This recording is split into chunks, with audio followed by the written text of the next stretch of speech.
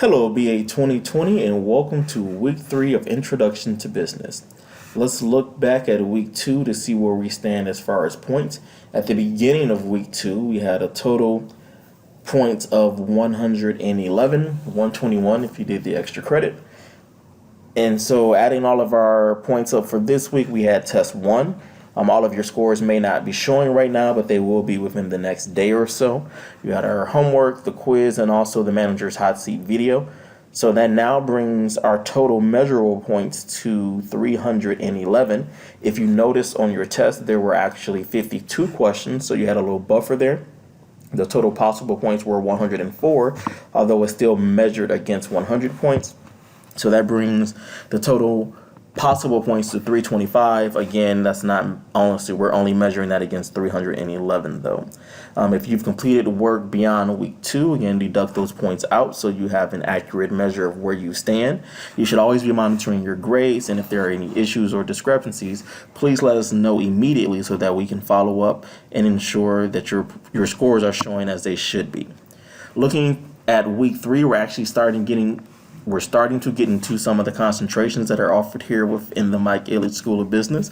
The first will be management. That was actually my concentration for undergrad and grad. So this is looking at how you motivate your employees to be their best.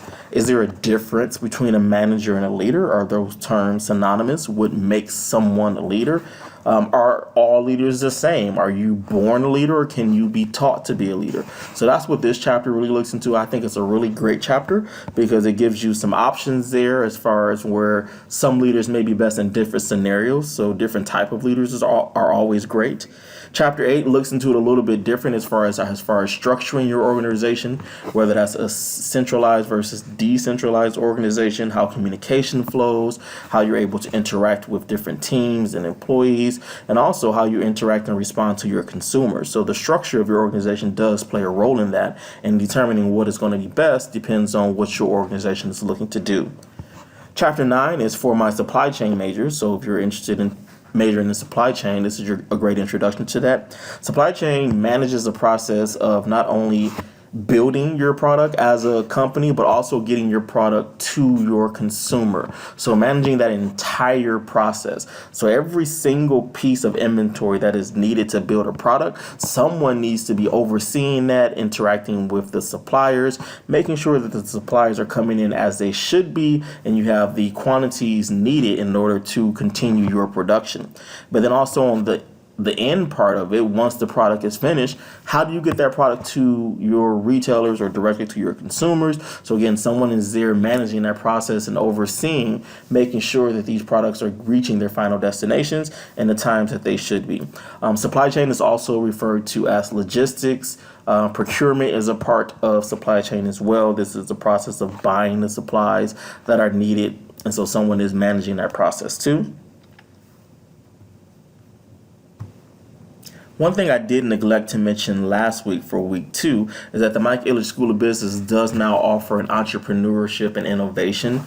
It's not a concentration. They offer it as a certificate program now. It just started in the winter semester of 2017. So if that's something you're interested in, certainly take a look into that, because that program is going to grow and there's going to be new offerings available there too. Looking ahead, we have your written video case that is due by July 25th. Again, you can start and complete that now. There is a video that walks you through how to access the material for that and making sure you're completing the project as you should be. As always, if there are any questions or concerns, don't hesitate to reach out to us, and we'll be happy to get back to you. Have a great week.